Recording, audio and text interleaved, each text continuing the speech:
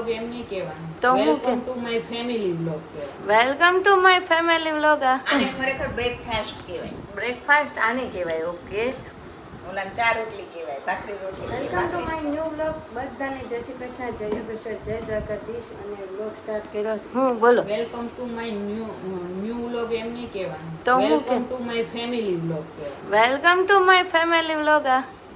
બસ જો એમાં વ્લોગમાં તું એકલી નથી આવતો આમ બધા. હા ભાઈ, હા.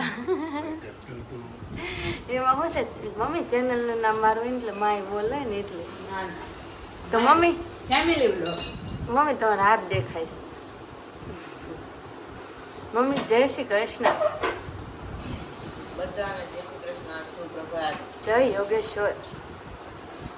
જય યોગેશ્વર. અને મમ્મી. રેશમાબેનના વ્લોગમાં તમારા બધાનું સ્વાગત છે. અને મમ્મીને તમે જ કહેજો કે મારે રેશુ એક વ્લોગ ઉતારતી હોય તો તમને મજા આવે કે हम साथ है तो मजा आती આતી હે, મજા કારણ આતી. કે આમે તો કે કીધું છે કે સાચી મજા તો બધાની સાથે જ આવે છે. હમ સાથ સાથ.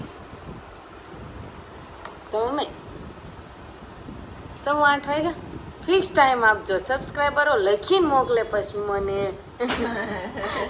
તું લોચા માર તો પછી તું લખીને જ મોકલે ને. ના અત્યારે તો આપણી ઘડિયાળમાં તો 8:15 થયા છે. હા, તો હું 8:15 જ વિચારતી. ઓકે, તો મમ્મીએ તો રોટલી ખાઈ લીધી અને અહીંયા 56 ભોગી, બટેકા પૌવા, ચા એન્ડ વેફર્સ. આ કપન બોગી ન કહેવાય. આને ખરેખર બ્રેકફાસ્ટ કહેવાય. બ્રેકફાસ્ટ આને કહેવાય. ઓકે ઓલા ચા રોટલી કહેવાય, ભાખરી રોટલી કહેવાય, ભાખરી શાક કહેવાય. ઓકે. અને નાસ્તાનો તો ડબ્બો ભરાઈ જાય છે. ખાલી થઈને ત્યાં ક્યાંક આવી જ જાય છે. આવી જાય છે. એટલે થોડો થોડો નાસ્તો ચાલુ જ રહેશે. પ્રભુ કૃપા બળવાન છે. એમાં શું છે ને, હું આઈનો માણસ નથી એટલે આવું બધું મને ભાવે. ઓકે. ઓહો, તો તમે ક્યાંના છો એ પૂછી લે પાછી. ક્યાં ના છો તો તમે? કાઠિયાવાડ. કાઠિયાવાડી બટેકા પૌવા, રોટલો આવે વઘારેલો. કાઠિયાવાડીમાં છે ને હવારમાં શિરામણમાં રોટલી હોય, કબાબ. બપોરે પાછું ભાત હોય અને સાંજે પાછી વાળું હોય, કઢીને ખીચડી. એટલે ગામડાની અને હા એ કહી દઉં 2 દિવસ પછી ભાભીના ભાઈના ઘરે વાસ્તુ છે એટલે રવિવારે તો બહુ ફિટ છે. એટલે આજે અમારે તો ફાઇનલી મનસ્વીની રીલ્સ અમે 3 દિવસ કાલ બનાવી, કોમેડી રીલ્સ કાલ બનાવી. ઘણી બધી રીલ્સો એવી છે ને કે અમે 3 દિવસ ફ્રી જ નથી થયા, કારણ કે કસ્ટમરનો ક્રાઉડ એટલો રહે છે ને કે અમે રીલ્સ બનાવવા માટે ફ્રી નથી થયા.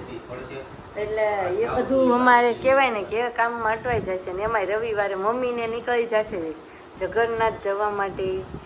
અને ભાભી 10 દિવસ નહીં મળીએ. અમે 10 દિવસ નહીં મળો, આવીને પછી ફૂલ ફોર્મમાં મળી જશે.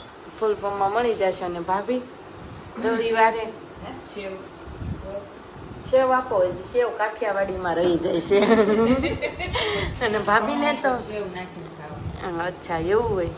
ભાભી તમારા ભાઈને ઘર વાસ્તુ છે, તૈયારી કરી લીધી? કાંઈ કરી નથી. એટલે જ પૂછ્યું. 2 દીધા ગાઉન ગોતે જ ગાઉન પહેરવું છે પણ કઈ મેળ પડતો નથી. રેન્ટ ઉપર આપણે લઈ આવશું. સરસ. રેન્ટ ઉપર લઈ આવવા. તમે બપોર પછી સાડી પહેરવાના છો તો નથી પહેરવી હવે? અચ્છા, એટલે ગાઉન ગોતો. નકર એ મને એમ કહેતા સાડી પહેરવી. બરાબર, પણ શિડ્યુલ કરી ગયું. શેડ્યુલ ફરી ગયું છે, એ મને નહોતી ખબર. મમ્મી તો આજનો સુવિચાર. આપણા વડીલો કહી ગયા છે કે સત્ય હંમેશા કડવું લાગે છે પણ સત્યનો સંગ ક્યારેય નહીં છોડવો. સત્ય હંમેશા સાથે રહેવું જોઈએ. અને આ ખૂણો મમ્મી શેનો ઢાંક્યો છે? એ ખૂણાની તો વાત જ કરતી નહીં. એ હા, ખૂણો છે ને, કેરીનો. ઉંદરનો ભંડાર છે, ત્યાં કોઈ દી ખાલી હોય જ નહીં. ખૂણા કાંઈક ને કાંઈક આવી જાય. કેરી આવી છે અને પાક ઉપર મૂકી છે. શેરી છે, ચીકુ છે, બધું પાકવા મૂક્યું છે. બધું પાકવા મૂક્યું છે. કેરી, આ ચીકુ. દાબાની જગ્યા છે. દાબાની જગ્યા છે. તે પાકી કે નહીં મમ્મી કેરી? તો પાકી ગઈ હવે. મમ્મી નહીં, હવે મમ્મી કેરી પાકી કે નહીં એમ. પાકી ગઈ છે. મેં મોટું ફ્રીજ આવશે ને એટલે જગ્યા આવી જશે. હા, મોટી ફ્રીજ આવશે. પછી પણ આ બધું બહાર પડ્યું રહી પછી ફ્રીજમાં વયું જાય. ના ના, કેરી થોડી કઈ પાકવા ફ્રીજમાં એમ નહીં, પણ આમે ઘણી વસ્તુઓ વહી જાય ફ્રીજમાં. ઘણા ઘર મોટું ફ્રીજ હોય ને તો 4 ભાઈના દૂધ રાખે. હું કામ કહું છું ખબર મમ્મી? કાલ હર્ષિતાને ઘર ગયા તો દૂધ મોઢે ક્યાં આવ્યું કે ગરમ થઈ જાય ને એટલે હું વાસણ આમ ધોઈને ફ્રી થયા 4 સુલે દૂધ મૂક્યું ગરમ થાવ. 4 સુલે. 4 સુલે ને 4 છે ને કેમ 4 કે આ દૂધ મોઢું થેલીમાં જ લેવાનું તો કે બગડી ઓલું મોઢું ઉપર ઠરે એટલે ફ્રીજમાં મૂકવાનું મોઢું થાય. ઓલરેડી 10 સાડા 10 ઉપર તો થઈ ગયું. તે એમાં અડધી તપેલીમાં કરીને મૂક્યું. એક કે મેળવા હાટે એક ખાલી ગાયનું અને હજી એક તો ઈ કે જાડું દૂધ તો ઈ કે ફ્રીજમાં પડ્યું.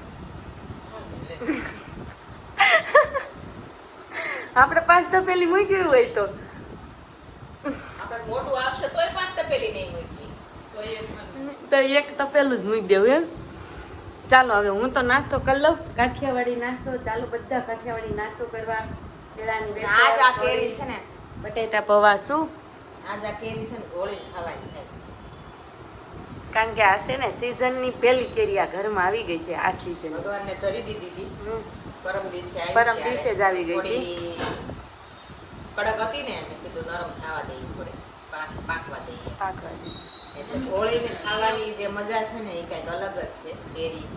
અને હંમેશા લગભગ બને ત્યાં સુધી એકાદી કેરી ગોળીને ખાવી જોઈએ. સ્વાસ્થ્ય માટે બહુ જ સારું, આતર માટે એટલે કેરી ઘોળીને ખાવાના ફાયદા ઘણાય છે. બહુ જ. સેવ માંગી હતી. સેવ માંગી હતી નથી તો હાલો હવે હું નાસ્તો કરી લઉં. વગરના પૌવા ખાવા જોઈશે. કાઢ્યા અને હમણાં પછી બહુ બધું કામ પાછળ રેડી છે આપણા માટે. તો રેડી થઈ જઈએ અને ભાભી શાક બળી જશે. આપણા ગઢા દાદા સાથે રહીશું. આપણા ગઢા દાદા હતા ને, આપણે પિતામહ ભીષ્મ, ઈ ઘોળીની કેરી ખાતા. બહુ ભાવતી ઘોળેલી કેરી. તમને કેમ ખબર? લે આપણા દાદાને મેં નો જોઈ આવે, નાનું દાદા નાનું દાદા એમને કાપીને ખાય જ નહીં કે ઘોળો ઘોળી રસ ખાય, બાકી કાપેલી ન ખાય. કાપેલી નો ખાય. સાકુ અડે એટલે હે સાકુ અડે એટલે ચાકુ એટલે નહીં, પણ એને લોકો પેલે ખાધી ન હોય ઘોળીને ખાય અને ર કાઢે. રસ ન બોલે એમ કે ર કાઢો. અને એ ર સાવલી કાઢ્યો હોય ખાય. ને, નહીં ર કાઢ્યો હોય ને એમાં પછી મીઠ ન ખાવે અને ઘી ન ખાવે. ગરમ કરીને ઘી નાખવાનું અને એમાં સૂંઠ નાખવાની. કેમ એના અને શું ફાયદા? પછી તાંહળીમાં રસ આપવાનો, પછી એમાં ચમચી ફેરવી પછી રસ પીવે. આપણા બાપુજી, આપણા દાદા, વામજા ઈ બધાય કેરી ભાળે હતી. અમાર ગઢિયા કેરી નું જ ભાળે બિચારા. હા આપણે તો આપણા ઘરમાં તો પહેલેથી આપણા માતા દાદા વખતથી ખાવા પીવામાં બહુ સારું હતું. ખજૂરની સિઝન આવે ત્યારે ખજૂરના વાડિયા આવે. બાયર કે વાડિયા પેલા હા, આવડા વાડિયા. આવતા. પછી કેરીની સિઝન આવે ને એટલે લાલજી દાદા છે ને આપણા સૌથી મોટા, આપણા બાપુજીના દાદા છે ને એ ભાઈઓ 4 હતા. એમાં સૌથી મોટા હતા ને એ વ્યવહાર કરતા અને ગામના પટેલ હતા. તો એ જાય ને લેવા એટલે બધાયનું 4 ભાઈનું લેતો આવે. તો ત્યારે કેરી ટોપલા આવતા મોટા મોટા. મણ કેરી હોય, 2 મણ કેરી હોય, 1.5 હોય ને તો એનો ટોપલો આવે કરંડિયા. એ ટોપલા લાવે અને ટોપલા પછી મૂકી દેવાનું આવી રીતે, એમાંથી કાઢીને ખાવાની. પછી શિયાળો આવે ને એટલે અડદિયો બને, આથેલી બદામ બને. એટલે દૂધાણું રાખે ને એટલે વેચવાનું નહીં, ખાઈ જવાનું એટલે હેલ્ધી પહેલેથી ખાવા પીવામાં બધા રસિયા. એટલે આપણું તું કે ને કે આ બધા જેવું તેવું કેમ નથી હાલતું, એ પણ ફળીએથી આવ્યું છે. એટલે આવેલું જ આવશે. કારણ કે સેજ આમ તેમ હોય ને તો તરત કમ્પ્લેન આવે. અને ચાલો હવે હું તો નાસ્તો કરી લઉં. ઓલરેડી લેટ થઈ ગયું છે. કપડાય નહોતા બિચારા. હા અમારા ગઢા કાંઈ નહીં, ત્યાં સુધી કાસડી વાળે બેઠા બીજી જોડી કેરે તો એમાં કેરીને હુંડલા ક્યાં આવી ગયો તો કેરીને હુંડલા નહોતા મળ્યા. એટલે એ તો સમય હોય ને એવું બધું હાલ્યા કરે. પણ જે સદ્ધર માણસો કે સદ્ધર માણસો છે, સારા માણસો, વીઆઈપી માણસો છે. નવાપરા ફેમિલી. તમે છે ને ઓલા કહેવાય ને ખાધેલ પીધેલ ઘરમાં આવ્યા છો. એ તો છે જ ને, ખાધેલ પીધેલ ઘરમાં જ આવ્યા છે એટલે ખાઈ પણ લઈએ. ચાલો બધા જમવા બેસી ગયા છે અને સાંજના વાગી ગયા છે 8:30. આપણે જે 7:30 નો ટાઈમ હતો મમ્મી, હે મમ્મી, આપણે 7:30 નો ટાઈમ હતો 8:30 નો થઈ ગયો. એ તો આજ 8:30 નો છે, 9:30 પગી જાય. એમ ને હવે મને તો લાગે છે ધીમે ધીમે દિવાળી સુધીમાં 9:30 સુધી થઈ જશે, કેમ કે બહુ જ લેટ થતું જાય છે ને. ગઈકાલનો બ્લોગ પણ છે ને અપલોડ સવારે કર્યો, પણ કામ એટલું હતું ને કંઈ ખબર જ ન પડી કે કોઈ પબ્લિશ કર્યો છે કે નથી કર્યો. બોલો, અસ્ત વ્યસ્ત બધું ચાલે છે તંત્ર અત્યારે, પણ થોડાક દિવસ છે ને આમથી આમ કરી લેવાનું, બીજું તો શું. અને શું બનાવ્યું છે રાતના જમવામાં? દૂધીનું શાક. કેરી આવી ગઈ છે ઘરે, પપ્પાની દેન છે, પપ્પાની ઘરે દેર છે, અંધેર નથી. એટલે કેરી આવી ગઈ છે અમારી ઘરે. અને કોના કોના ઘરે કેરી આવી ગઈ છે? આ સિઝન બહુ લેટ કેરી ચાલે છે યાર. કેટલા દિવસથી હું વિચારું છું કે કેરી કેરી કેરી, પણ હજી તો ટેટી ચાલે છે કેરીને. ત્યાં જમીન પછી ટેટી આઈનાનું બેઠા ખાવાની એવું છે? ફરજિયાતમાં છે. ફરજિયાત ટેટી ખાવાની છે ભાઈ. આવી ગઈ છે ટેટી અને ચીકુ પણ આવ્યા છે એટલે સાંજે ચીકુ જ્યુસ પણ પીવાનું છે. બસ આવી રીતે ચીકુ જ્યુસ સવારમાં મળશે. સવારમાં મળશે. ઘરમાં રેલમ છેલમ થઈ ગયું છે. રેલમ છેલમ કોણ લાવ્યું છે? પછી રેલમ સેલમ નહીં થાય. ઓકે વાંધો નહીં ચાલો. પપ્પા જાય ને એટલે બધું અસ્તવ્યસ્ત પાછું થઈ જાય, હકેલાઈ જાય. કામકાજ પર જોઈએ આપણે પણ કેવી નહીં હોય ફ્રીજ આ ખાલી મમ્મી આ અમારી એક અગ્નિ પરીક્ષા છે. મમ્મી જાય પછી ઘરમાં કઈ રીતના થાય કેમ કે આ 3 ને રજા પડી ગઈ છે અને મમ્મી પપ્પા વયા ગયા છે. અંદર જાઓ ને. અમે કાશી એટલે પાછી આવી કાશી. અને કાશી અરે કાશી મોકલની પાર કરવાના હે એવું કરે છે. જગન્નાથ જાવું? કાંઈક ખાશે એવું લાગે છે કે પ્રોગ્રામ બને છે. ટ્રેનમાં જવાનું છે.